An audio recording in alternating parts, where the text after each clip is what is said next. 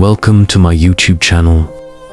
Today's movie is a gripping moral story that dives deep into life, death, and the choices we make.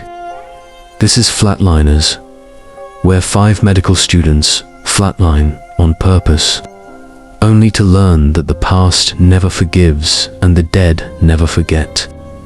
It was a beautiful evening when Courtney drove home with her younger sister, Tessa, gazing out the car window. Tessa's face radiated joy as she admired the view. Meanwhile, Courtney, behind the wheel, glanced at her phone for a moment, and then 9 years had passed since that tragic incident. Fortunately, Courtney survived, but she had lost her sister Tessa forever. Now, Courtney was studying medicine at Trinity Emmanuel Medical Center. On an ordinary day at the hospital, she checked on a female patient recently, admitted after suffering a heart attack earlier that day. While examining her, Courtney explained that during the attack, the patient's heartbeat had stopped for a few minutes, bringing her to the brink of death. But the doctors had pulled her back from the jaws of death. Courtney then asked, "Did you see or feel anything when your heartbeat stopped?" But before the woman could reply, the rest of the medical staff arrived and whisked her away for further tests.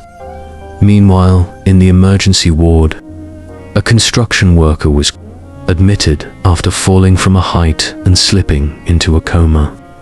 As soon as the patient arrived, 2 other medical students, Ray and Marlo, came to examine him. Ray was a highly promising student, while Marlo constantly competed with him. Here, too, both wanted to treat the patient their own way, leading to an argument. Due to their negligence, the patient began having seizures. Seeing the seriousness of the situation, the senior doctors expelled them from the room. That night, Courtney sat in the library researching the afterlife. Does the soul leave the body after death? Is there truly a place like heaven or hell?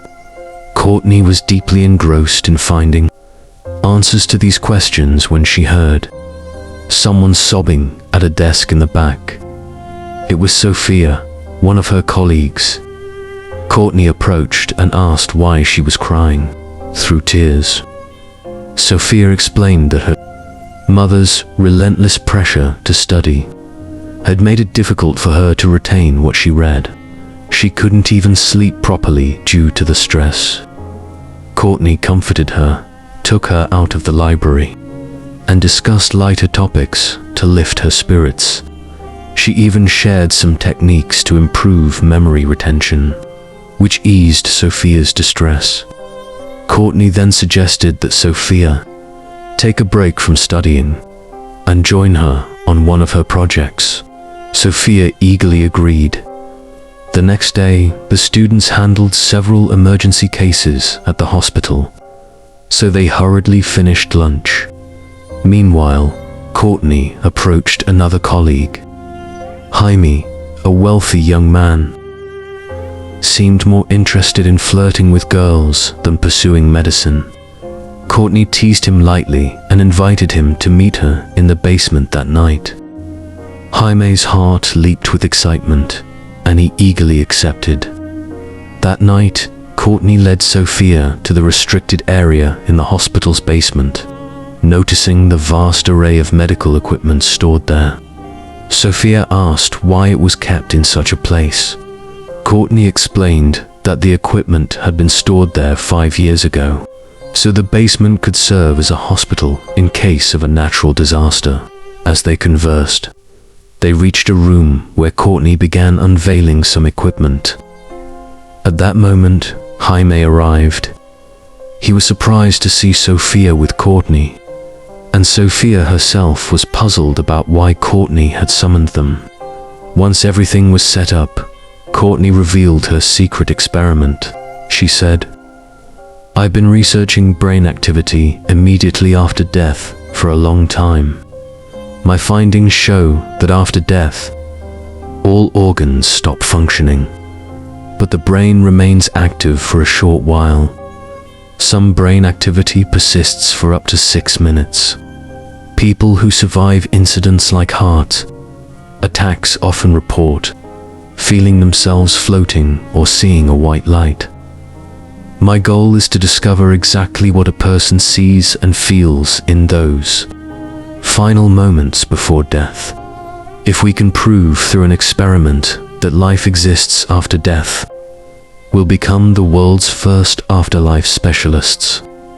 Intrigued, Jaime and Sophia grew curious about the experiment.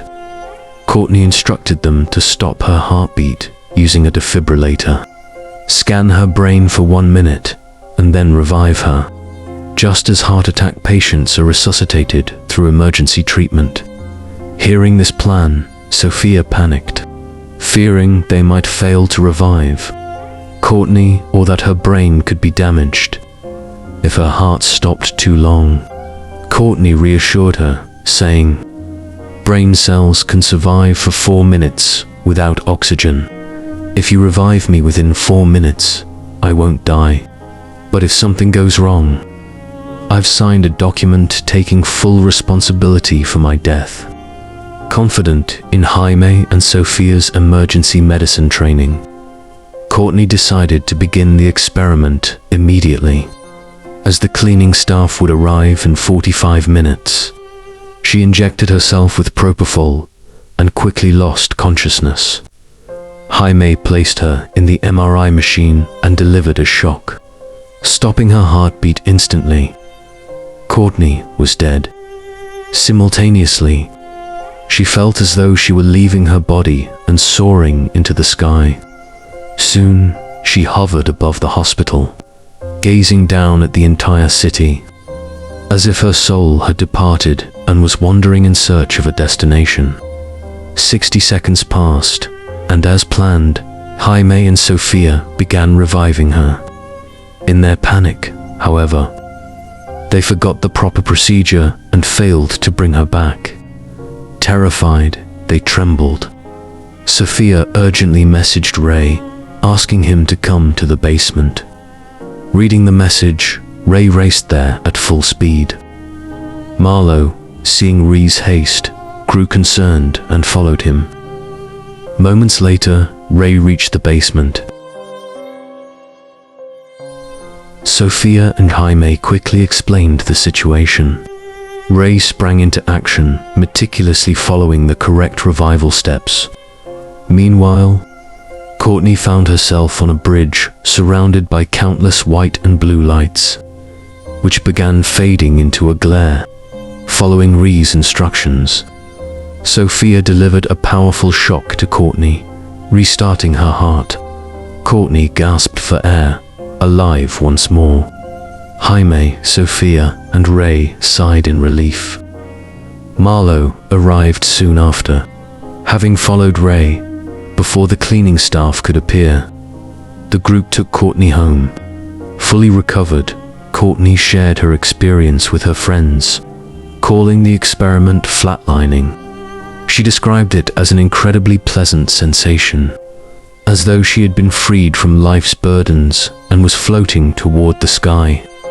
She marveled that she had seen the hospital's top floor, a place she had never visited.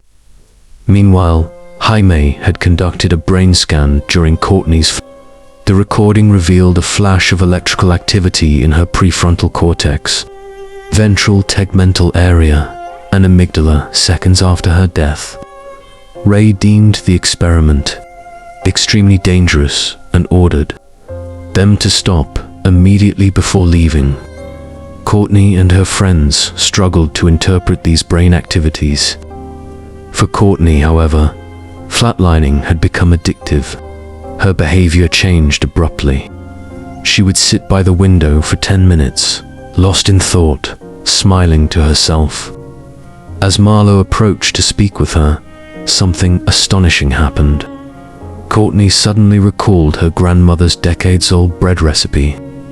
She rose, went to the kitchen, and stayed awake all night baking the bread.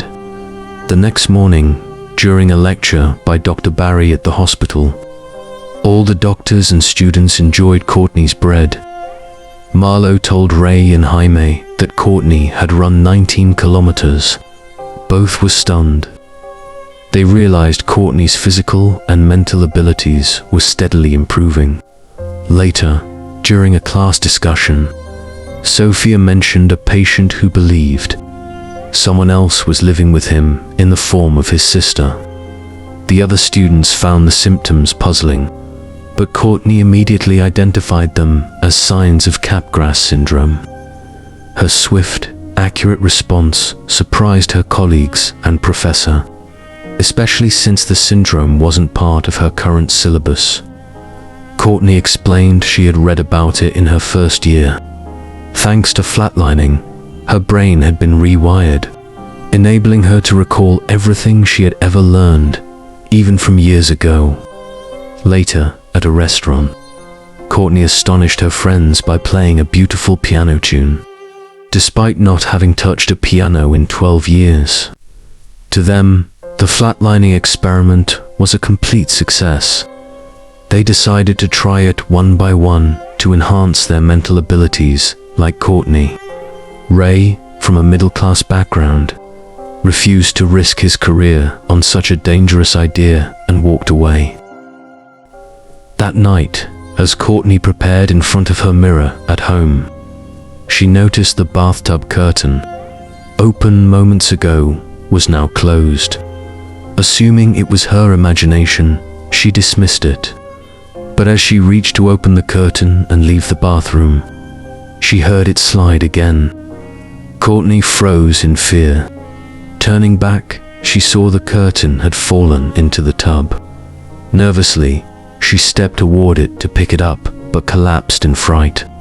Looking again, she saw no one, and everything was normal. Believing it an illusion, Courtney sighed in relief. Later, in the hospital basement, Jaime's heartbeat stopped. He had chosen to undergo flatlining to enhance his mental abilities. During the experience, he found himself riding a bicycle with a girl, his mind filled with happiness and excitement. Meanwhile, Ray had returned to help, as Jaime had asked him to assist before starting. In his vision, the girl led Jaime to a deserted city's center. Then he heard a child's cries. The girl pointed toward a house and vanished. Before Jaime could grasp her meaning, Ray and the others revived him, completing another successful flatlining experiment. Afterward, they celebrated with alcohol, spending the night in laughter and fun. The next morning, a doctor at the hospital was astonished to see a patient alive, a man who had suffered a severe stroke and was thought to have no chance of survival. Jaime had saved him by administering the correct medication at precisely the right moment. Thanks to flatlining, his brain had developed extraordinary abilities. Jaime walked proudly out of the emergency ward. Marlowe noticed something intriguing. Courtney and Jaime had developed distinct brain abilities. Courtney could effortlessly recall her oldest memories, while Jaime could make perfectly accurate decisions without much thought. Jaime was thrilled to discover his brain's capabilities, but as his friends left, he suddenly saw a girl standing in the middle of the road, staring at him, the same girl from his flatlining vision. A nurse called him for an emergency case, and when he turned, the girl had vanished. Surprised, he dismissed it as his imagination and returned to work. Now, it was Marlowe's turn to flatline. At midnight, everyone gathered in the basement, but Sophia had not arrived. Her mother had forcibly stopped her to study, so the others proceeded without her. The process began. Marlowe, taking a risk, asked to be revived after 3 minutes to spend more time in flatlining and recover as many memories as possible. Moments later, as Courtney delivered a shock, Marlowe's heart stopped. With a bright flash, she saw glimpses of her past, recalling skills from childhood to now. from winning a polo medal to mesmerizing audiences with her cello performance. Next, she found herself swimming in a pool. Suddenly, the word murderer appeared in blood on the water's surface, terrifying her. In an instant, she was at the hospital, seeing a patient stung in the face by a jellyfish, its venom spreading through his body. Then she was surrounded by jellyfish deep in the ocean. Meanwhile, in the real world, 3 minutes had passed. Courtney and Jaime tried desperately to revive her. Finally, Courtney shocked her body, but instead of waking normally, Marlo entered a strange, empty room in her vision, where a shrouded dead body lay before her, filling her with dread. At last, her friends revived her and rushed her to the rooftop. Her breathing still hadn't normalized when Sophia arrived, insisting on flatlining immediately to boost her mental capacity and escape her mother's pressure. Courtney warned that the cleaning staff would soon arrive, risking exposure, but Sophia was adamant. Taking the risk, they began Sophia's Almost instantly, Sophia had visions of her mother's constant pressure to study. Meanwhile, her friends heard footsteps approaching the basement. Alarmed, they tried to revive Sophia quickly. Jaime checked and saw 2 cleaning workers approaching. In Sophia's vision, she recalled a school incident when a girl named Irina topped an exam, and Sophia, jealous, came second. She had hacked Irina's phone and shared her nude pictures with the class, causing Irina deep humiliation. Outside, Jaime distracted the workers. To divert them further, they triggered the fire alarm. Simultaneously, Courtney shook Sophia's body, and in the flatlining, Sophia saw Irina's terrifying face. With that, she awoke. Her friends rushed her to the parking lot and drove off in Marlo's car. Jaime joined them en route. They escaped the hospital by breaking through barricades, evading the guards. To celebrate, they went to a rave party. The 5 friends, believing flatlining was their greatest achievement, were overjoyed, but they were unaware that this success would soon become a curse, poisoning their lives. While dancing, Courtney suddenly saw Tessa. She followed, but Tessa vanished. Instantly, the night turned to daylight. Courtney stood alone, seeing the car that had crashed 9 years ago. Approaching cautiously, she looked inside and saw Tessa's lifeless body submerged in water. Terrified, she stepped back. In a flash, she was back in the party's flashing lights and loud music. Shaken, Courtney's mind grew restless, and she fled the party. Meanwhile, Sophia felt intense sexual excitement. After she brought Jaime to her house and began having fun with him in her mother's presence. After releasing her frustration, Jaime politely greeted Sophia's mother and left. Sophia then firmly told her furious mother that at 25, she could live life as she wished. Her mother was left speechless. Meanwhile, Ray had driven Marlo home. Marlo seemed troubled. She invited Ray inside and confessed that she had killed someone. Stunned, Ray listened as she explained that 2 months ago, a patient named Cyrus was admitted after a jellyfish sting to the face. He later died. Everyone believed he died from shock, but the truth was different. She continued, "I was on a 36-hour shift, exhausted. In a rush, I didn't ask Cyrus if he had taken other medications. Without checking, I gave him epinephrine and Benadryl. Later, I learned he had taken blood pressure medication.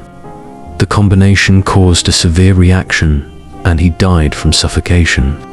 Shocked, Ray asked, "Why are you telling me this secret?"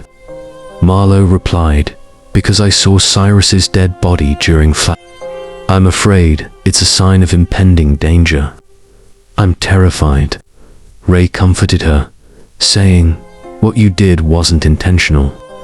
It was a mistake, and everyone makes mistakes." His words eased Marlowe's heart, and they grew closer. Meanwhile, Jaime reached his sailboat, his home. While changing, he saw the same girl from Flatlining crying on his bed. His radio turned on by itself, distracting him, and she vanished. Then he heard a baby crying from the sofa. He threw off the cushions and opened it, finding a newborn wrapped in cloth. Nervously unwrapping it, he found no baby. Just then, Courtney called, crying, saying she had been seeing Tessa. Frightened, Jaime rushed to her house. By then, Courtney was home, hearing footsteps inside. Crying in a corner, she recorded video messages for her friends, saying, "This flatlining experiment wasn't for science or discovery. I couldn't forget Tessa and wanted to meet her to apologize. Flatlining was my way to reach the afterlife and meet Tessa's soul. But I never imagined the result would be this terrifying." While recording, she noticed light from a room. Fearfully, she approached as a nursery rhyme played on the radio by itself. Looking inside, her heart froze.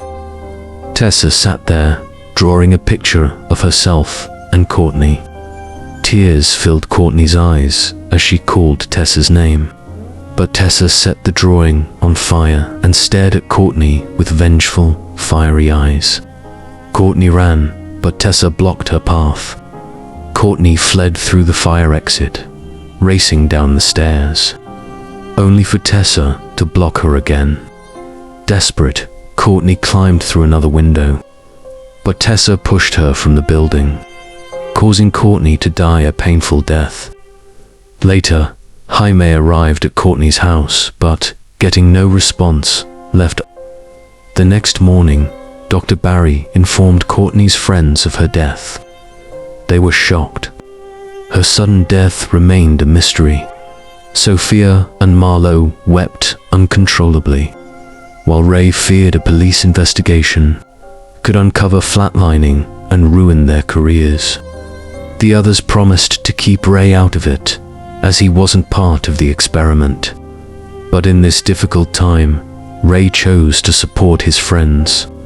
That night, Ray and Jaime went to Courtney's house, taking her laptop and notes containing evidence to prevent police discovery. They still hadn't found Courtney's phone, the most critical evidence. Jaime called Marlowe, instructing her to go to the morgue, where Courtney's body and belongings were kept, to find the phone. Marlowe arrived and dialed Courtney's number. The phone, in a drawer, rang. She grabbed it, but, suddenly, the lights went out.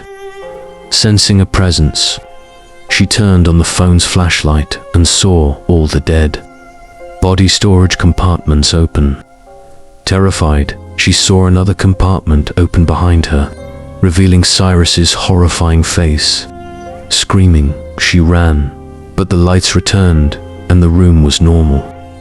Meanwhile, Jaime, bathing on his sailboat, saw a shadow. Looking around, he found no one. He reached for a knife on the table for safety, but the electricity went out, and a whisper called his name.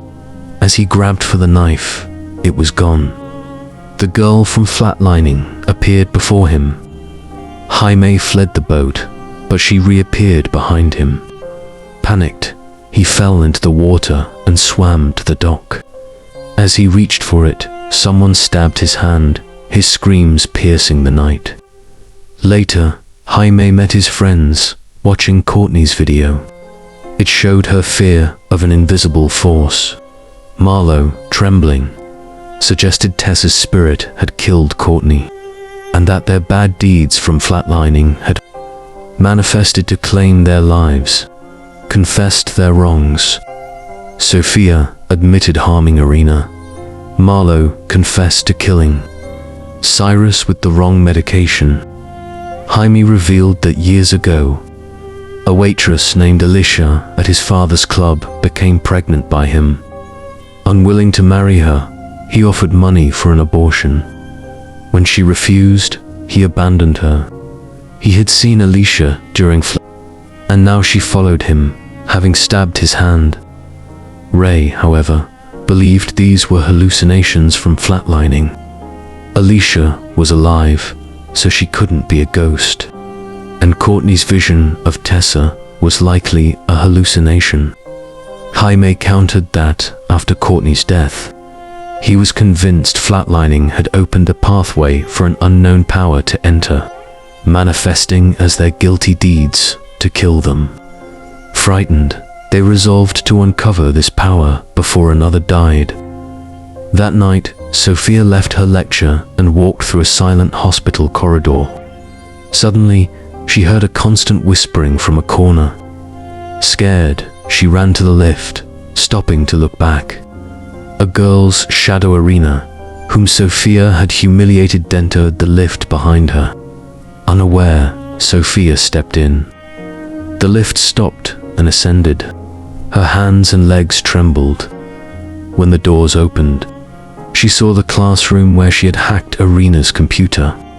Frozen in terror, she stepped back as the doors closed, finding herself back in the corridor, now bustling with people.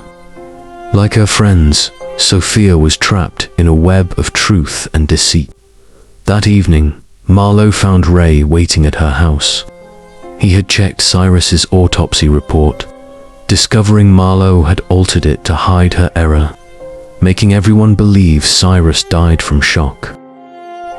Ray urged her to confess to the dean, to repent and perhaps free herself from Cyrus's haunting memory. Marlowe refused, unwilling to risk her career for a dead person. Angered, Ray left. Marlowe stood firm, but Sophia and Jaime chose to atone. Sophia found Irina and apologized. Though still angry, Irina forgave her. Jaime urged Marlowe to repent, saying genuine regret might earn forgiveness or at least offer protection. Jaime found Alicia, whose son had grown, and sincerely apologized, offering to take responsibility for his child. That night, Marlowe researched the afterlife in her room. Suddenly, she found herself in a deserted place before a shrouded dead body. Terrified, she uncovered it. Revealing Cyrus, she awoke from the nightmare, grabbed her car, and sped off. But Cyrus appeared in the back seat, suffocating her with a plastic bag. In the struggle, Marlowe crashed into a cafe. Cyrus vanished. Shaken, she fled. Meanwhile, Ray received Marlowe's message, apologizing and vowing to make things right. Noticing her phone was off, he grew worried, alerted Jaime and Sophia, and they searched for her. Ray spotted Marlowe's car in the hospital parking lot, realizing her plan, and ran to the basement. Sophia joined him, and they found Marlowe flatlining again, past 4 minutes. Desperate, they tried to revive her. In flatlining, Marlowe approached Cyrus, believing an apology, rather than confessing to the dean, could lift her guilt. But Cyrus attacked, trying to kill her. In the real world, Jaime arrived, and the three worked to save Marlowe in her vision. Cyrus tied her, took her to a dark room, and drowned her. Her friends nearly lost hope, but Ray, unwilling to lose her, injected adrenaline into her chest. In flatlining, Marlowe emerged from the water, but an unknown force pulled her toward darkness. Courtney appeared, explaining that despite unknowingly causing Cyrus's death, Marlowe needed to forgive herself. Courtney vanished into the light. Accepting her words, Marlowe released her guilt, as Ray shocked her body back to life. Seeing this, Ray, Jaime, and Sophia breathed a sigh of relief. Now, Marlowe, Jaime, and Sophia were convinced that the figures they thought were ghosts were merely hallucinations. After the parts of their brains where activity had surged became hyperactive. These included the prefrontal cortex, which enhanced their decision-making abilities, the ventral tegmental area, which revived old memories, especially suppressed ones of their misdeeds, and the amygdala, which governs emotions like fear and aggression. When activated, it intensified these emotions, making their guilty memories manifest as terrifying apparitions.